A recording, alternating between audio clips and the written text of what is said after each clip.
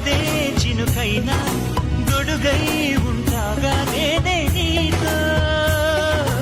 ఇకపై ఎవరైనా వెతకాలనుకున్నా కొలువై ఉంటాలే నేనే నీలో. నూరేళ్ల పాటు నేనే నీ చుట్టూ కంచై కాపాడనా. డాక్టర్ కాడు ఇంజనీరు కాడు ఊరు పేరు లేనాడు ఎందుకు నచ్చాడమ్మా ఇటువంటి కుర్రాడు.